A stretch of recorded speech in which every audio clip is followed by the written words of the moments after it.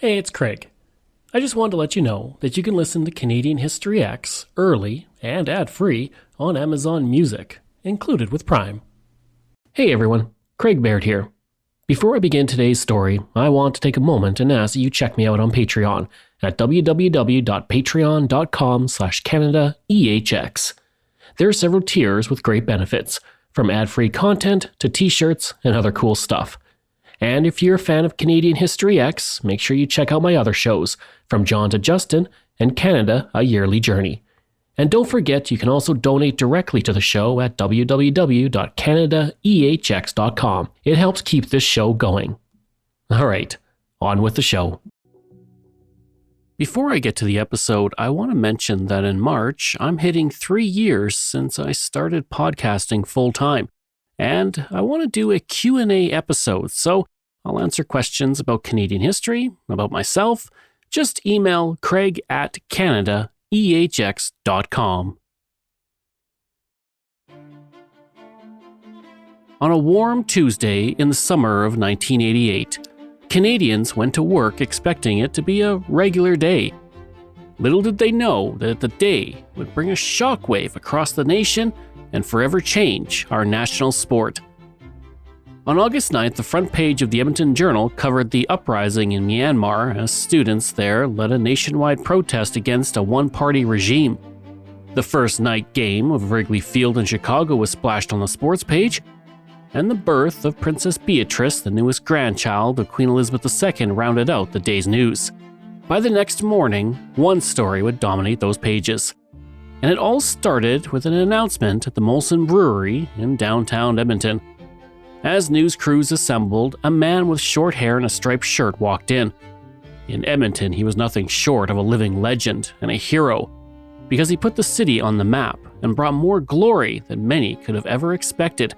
His eyes were bloodshot, and as he wiped away tears, he confirmed the rumors. He was traded. The great one, Wayne Gretzky, the greatest hockey player to ever live, announced his departure, and in doing so rocked a nation and forever changed the NHL. I'm Craig Baird, and this is Canadian History X.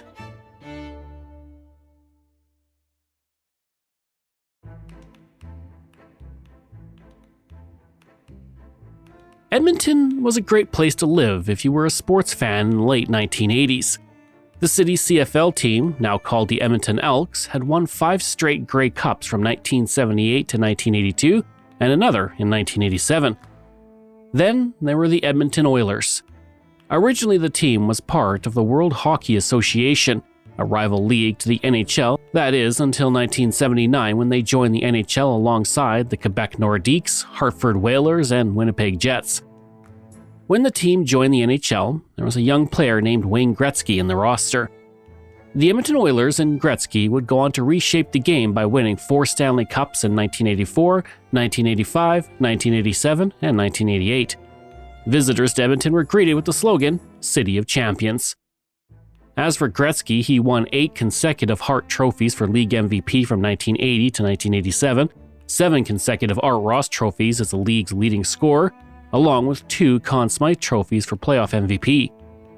That's partly because he scored 1,669 points in only 696 games. To put that in perspective, the all-time points leader in NHL history at the time was Gordie Howe, with 1,851 points in 1,767 games. Gretzky was only 182 points behind Howe's record at the time, and he got there in 1,000 less games. There was no greater hero in the city than Gretzky, and fans were expecting to see him dazzle on the ice for Edmonton for years to come and bring home many more Stanley Cups along the way. But the Oilers had other plans. On August 9, 1988, in front of gathered reporters at the Molson Brewery in Edmonton, Peter Pocklington, the Oilers' owner, leaned into the microphones and said, "It is with mixed emotions and a heavy heart for our community and our hockey club, but I guess with delight and sincere best wishes for Wayne Gretzky, that I announce, and more importantly, confirm, that the Edmonton Oilers have agreed to trade Wayne Gretzky to the Los Angeles Kings." With that, the rumors were confirmed. The Great One was leaving Canada. Gretzky was then handed a prepared statement from the Oilers, but he threw it away and instead spoke from the heart. I'm disappointed about having to leave Edmonton. I truly admire all the fans and respect everyone over the years.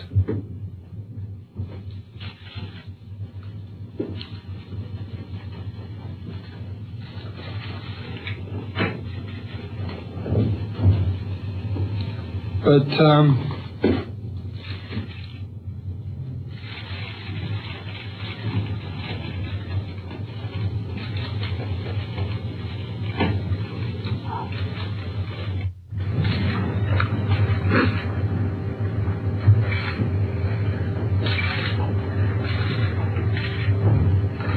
promised Mess I wouldn't do this. Photos of him wiping away tears in front of 24 microphones were plastered on the front pages across Canada the next day. Joining Gretzky in the trade to Los Angeles were Marty McSorley and Mike Krushelnytsky. In return, the Kings gave the Oilers $15 million, 3 first-round draft picks, as well as the players Jimmy Carson and Martin Gelinas. And while both players were good, as Oilers owner Peter Pocklington said, you could not replace Wayne Gretzky. He had brought Wayne Gretzky to Edmonton and built the championship teams, so why was he trading him away? Known as Peter Puck, Peter Pocklington had been a very popular man in Edmonton prior to that fateful day in August 1988. He bought the Edmonton Oilers in 1976 and co-owned it with Nelson Skelbania until 1977 when he bought the team outright. Skelbania then bought the Indianapolis Racers, and on that team there was a 17-year-old phenom named Wayne Gretzky. Needing cash, he offered Pocklington the rights to Wayne Gretzky, which Pocklington accepted. On January 26, 1979, Gretzky's 18th birthday, at center ice of Northlands Coliseum in Edmonton, he signed a 10-year personal services contract worth $3 million, with an option for 10 more to play for the Oilers. A few months later, the Oilers joined the NHL, and a legend was born.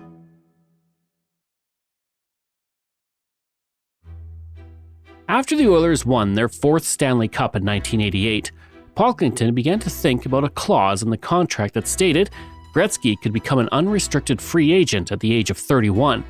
The Great One was 27 at the time. This meant as soon as he turned 31, he could go to any team he wanted without Edmonton getting anything in return. And Pocklington worried that Gretzky would do just that. In 1990, Gretzky disputed this in his autobiography, saying he wanted to retire as an Edmonton Oiler and wanted to have a no-trade clause in his contract. Whether that's the case or not, Pocklington saw his star asset aging and his own bank account dwindling. So he thought about a trade offer that Jerry Buss, owner of the LA Kings and LA Lakers, made to him in 1985. At the NHL Player Awards, where Gretzky won 4 awards, Buss tapped Pocklington on the shoulder and offered him $15 million and some players for Gretzky. Pocklington said no at the time, it was too soon, but maybe he would consider it down the road. 4 years later, in 1988, the LA Kings were owned by Bruce McNall, a millionaire who had initially made his fortune as a coin collector. McNall knew about the offer Buss made at the awards show. He wanted to bring the greatest player in the game to Los Angeles, so he reached out. On the surface, it appeared that Gretzky, nearing free agency, was the main reason for the trade. But underneath, there was a more serious problem for the team's owner.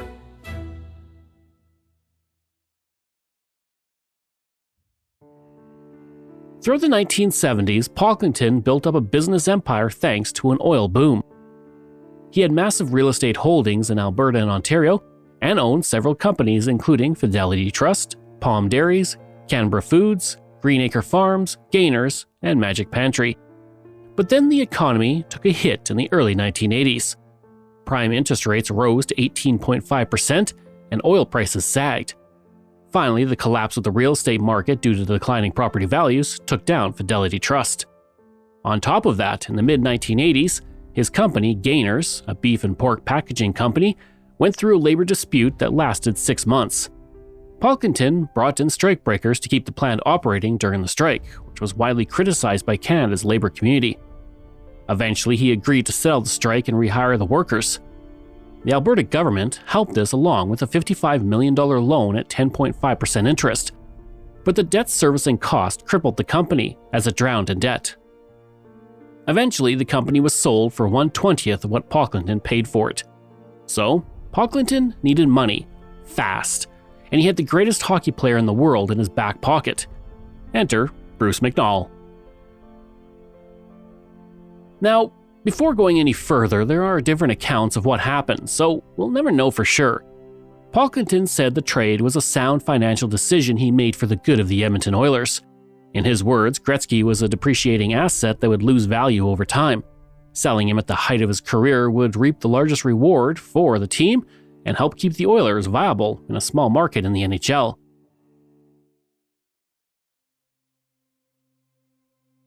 According to McNall, Pocklington was desperate to sell Gretzky for cash, and Gretzky himself wasn't sure about the trade until one call changed absolutely everything.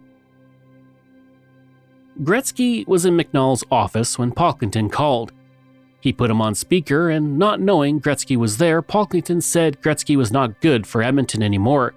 He said the Great One had become impossible to deal with since he began dating Janet Jones, who first met Gretzky when he was a judge on Dance Fever in 1984. The couple were newlyweds. They got married on July 16, 1988 in a lavish ceremony at St. Joseph's Basilica that was broadcast live across Canada. Upon hearing this, Gretzky apparently agreed to be traded to the Kings. But Pocklington refuted this claim, stating that he'd only had good things to say about the couple. But then, the day after the trade announcement on August 10th, he criticized Gretzky in the newspapers and said the former center for the Oilers had an ego the size of Manhattan and added, quote, "He's a great actor. I thought he pulled it off beautifully when he showed how upset he was. I think he was upset, but he wants the big dream. I call LA the land of the big trip, and he wants to go where the trips are the biggest." End quote. No matter the reasons, no matter who said what, Wayne Gretzky was now a king, and he left Canada in a private jet right after that press conference in Edmonton. As news of his departure spread, Knowlton Nash began the national nightly newscast with the following: "The biggest name in Canadian sports, the man hockey fans call the Great One, is going to the United States." In Gretzky's hometown of Brantford, fans reacted to the news. The sign's colors will have to be changed, from the orange and blue of the Edmonton Oilers to the silver and black of the Los Angeles Kings, now that number 99 is being traded. The city of Brantford has two local heroes, Alexander Graham Bell and Wayne Gretzky. And as the U.S. latched onto the telephone, it's about to latch on to the hockey superstar. And it didn't take long for the news to circulate through town. Well, we want to wish him the best there is. He's a young fella, he's got his whole life ahead of him. If the move is going to do him good, why not? I think he should stay here and not go anywhere. Not to the United States, no way. I think it'd be a good move. Plus his girlfriend lives down, well, his wife lives down there too, right? Most of the time. She's a movie star, right? You think that's a big part of it? Yeah. Well, I think it's great for the Los Angeles Kings, probably, too, with what Edmonton's getting in return. It's going to build a dynasty at Edmonton. In Edmonton, fans were distraught. All 21 telephone lines at the Oilers' front office were jammed with callers threatening to cancel their season tickets. When the Edmonton Journal asked fans to call in and leave a message describing how the trade impacted them or to say thank you to Gretzky, they received over 1,500 calls. The first 8 pages of the paper's sports section on August 13th were filled with those messages. Even Edmonton's mayor had a few opinions as well. Gretzky has brought a lot of attention to Edmonton. The mayor here is now worried the superstar's departure will hurt the city. He has a world focus. That focus comes on Edmonton. That focus brings all kinds of tourism and writers and people and interest and excitement away and in our city. To lose that is just an unbelievable, unthinkable thing to me. Many say Canada is losing more than a hockey player. We're losing a national symbol. But by going to Los Angeles, Gretzky will likely help elevate the profile of Canada's national sport throughout North America. Fans wanted answers, and they set their sights on Janet Jones, Wayne Gretzky's wife. As I mentioned, the couple were newlyweds. They had just tied the knot in what was called Canada's royal wedding, because the ceremony was broadcast nationwide on CBC. Jones had appeared in The Flamingo Kid, A Chorus Line, American Anthem, and Police Academy 5, and Canadians believed she had convinced Gretzky to move to Los Angeles so she could pursue an acting career. Oiler fans began calling her hockey's Yoko Ono, comparing her to John Lennon's wife, who was wrongfully blamed for breaking up the Beatles. Michael Farber of the Montreal Gazette wrote, "You loved her in The Flamingo Kid, you cheered her in Police Academy 5, you leered at her in the pages of Playboy. Now watch Janet Jones as she takes on the most challenging role of her career, Yoko Ono." Immediately, reporters wondered if marriage and the fact that Jones was pregnant with the couple's first child was a factor in the move.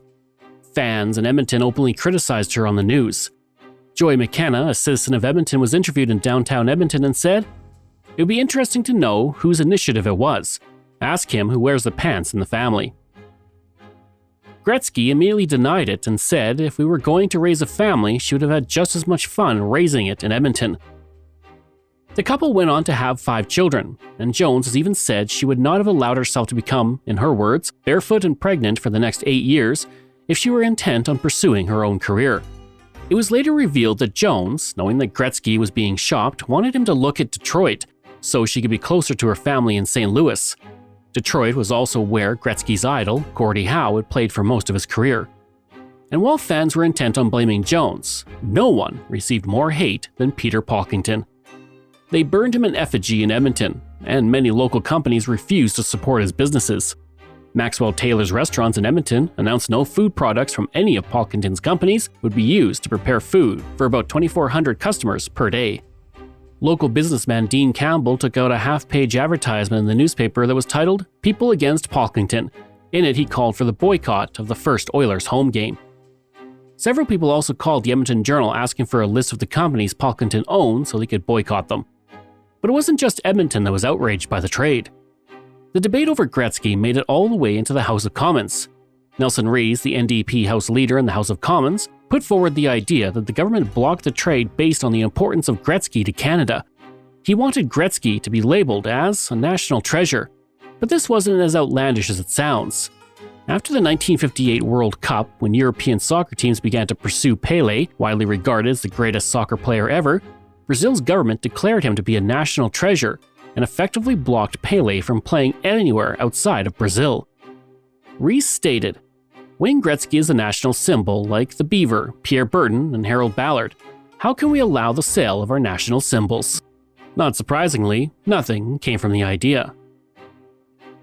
At the Alberta legislature, NDP leader Ray Martin and Liberal leader Nick Taylor argued that Pocklington surrendered the right to deal Gretzky's contract when he pledged him as collateral with the Alberta government to back his loans. Taylor said, "The government should hold up the deal until they've investigated to make sure the taxpayers aren't being honked." The Gretzky trade was also used during the contentious negotiations over free trade with the United States. The Canada-United States Free Trade Agreement was signed on January 2, 1988 by Prime Minister Brian Mulroney and President Ronald Reagan, and it was highly debated in Canada at the time. Liberal leader John Turner was highly critical of the agreement. At one point, he attacked the sitting Prime Minister by saying, "Sold out, like what happened to Wayne Gretzky. What Peter Pocklington is to Edmonton, our Prime Minister is to Canada." The Free Trade Agreement became a major issue in the November 21, 1988 election, and there were questions over how the trade would impact the ruling Progressive Conservatives' chances of re-election. Sociologist Neil Snarr said of the trade, "I'm not saying the Gretzky trade to Los Angeles will kill the US-Canadian Free Trade Treaty, but I wouldn't be surprised to see it happen." In the end, the Progressive Conservatives won the election and Canada moved towards free trade with the United States.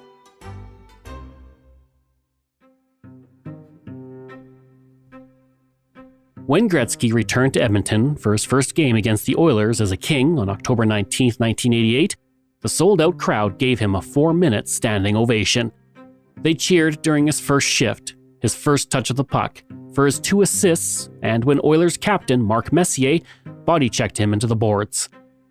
After the game, Gretzky said, "I'm still a proud Canadian. I didn't desert my country. I moved because I was traded, and that's where my job is. But I am Canadian to the core, and I hope Canadians can understand that." 1 year later, a life-size bronze statue of Gretzky holding the Stanley Cup above his head was erected outside Northlands Coliseum in Edmonton. Wayne Gretzky It's taken the city of Edmonton a whole year to plan a tribute big enough, spectacular enough, one appropriate enough for a man idolized with an almost religious fervor. To remind us of the great moments that he gave us in this Coliseum. When it came right down to it, only a bigger-than-life bronze statue of Gretzky's greatest moment would really do. From this week on, it'll stand outside the main entrance of the Coliseum. I don't know how I would put into words what it's like to stand here and see yourself. And it's going to be standing. It's going to be hard coming in here to play now, believe me. So that's the end of the story of the Gretzky trade. But not the end of the story for the people who were part of this iconic moment in hockey. For the remainder of his career, Gretzky continued to dominate the hockey world. He scored 1,188 points in 791 games in his post-Oilers career with the Los Angeles Kings, St. Louis Blues, and New York Rangers.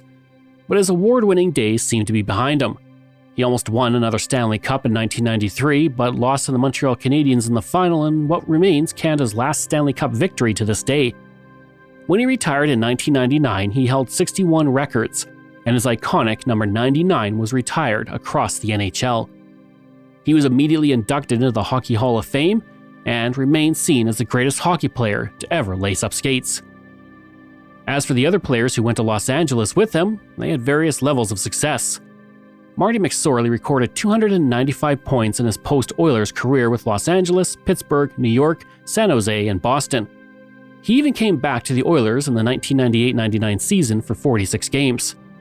Mike Krushelnytsky had 227 points after the trade, but by 1994-95 was out of the NHL and playing in Europe. The players the Oilers got in the trade did well for the most part. Jimmy Carson, the best player, found the pressure of replacing Gretzky too much, and in November 1989 he demanded a trade out of Edmonton. In his subsequent career with Detroit, Vancouver, Hartford, and a time back with Los Angeles, he had 354 points in 466 games. Martin Gelinas, despite never playing an NHL game when the trade happened, proved to be a major get for the Oilers. He left the Oilers after the 1992-93 season and scored 660 points in 1,273 games over the course of his career. As for the trade picks the Oilers received, those didn't amount to much. One was traded to New Jersey in 1989, and Martin Rucinski was selected in 1991. He had a decent career but only played 2 games with the Oilers in 1991-92.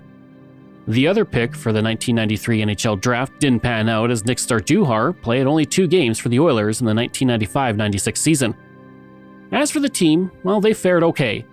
The Oilers won the Stanley Cup in 1990 with the remaining core team from the Gretzky glory years, but by the mid-1990s, the team sold off most of its stars and was sinking to the bottom of the standings as they attempted to rebuild. The team came close to another Stanley Cup in 2006 when they lost to the Carolina Hurricanes in 7 games in the final. But there's still hope that the Stanley Cup will return to Edmonton, now that the team has another hockey phenom on the roster named Connor McDavid. As for the Kings, they never won a Stanley Cup under Gretzky, and eventually he left the team in 1995-96 for St. Louis before finishing his career with New York. The biggest thing Gretzky did show was that hockey could be popular in the southern United States, where ice was only served in drinks prior to 1988. By the end of the 1990s, the NHL expanded to Tampa Bay, Miami, Phoenix, San Jose, Anaheim, Nashville, Atlanta, and Carolina. Peter Palkington sold the Edmonton Oilers in 1998 and declared personal bankruptcy in 2008. He was then charged with bankruptcy fraud a year later. A plea bargain saved him from prison as he served his sentence under house arrest instead. And the city of Edmonton appears to have forgiven him. In 2004, during the reunion of the 1984 Stanley Cup championship team, Palkington received a standing ovation from fans as they honored his legacy. He may have traded away hockey's greatest player, but for Edmonton, he also built one of the greatest teams the NHL had ever seen. Meanwhile, LA Kings owner Bruce McNall was convicted for 2 counts of bank fraud, 1 count of wire fraud, and 1 count of conspiracy. It was discovered he had scammed $236 million out of 6 banks over the course of 10 years. In 1994, he sold his controlling interest in the Kings, and he later spent 4 years in prison and was released in 2001. And he remains friends with Gretzky to this day. When the Kings wanted to retire Gretzky's number 99, Gretzky refused until they allowed McNall to attend the ceremony. As for the young 8-year-old Oilers fan who saw the greatest player in history be traded away, well, he continues to cheer for the Oilers to this day, through thick and thin, and I always will. Oh, and the great one. He returned to Edmonton. In October 2016, he became a minority partner and vice chairman of the Oilers' parent company, but he left in 2021 to become an analyst on Turner Sports' NHL coverage.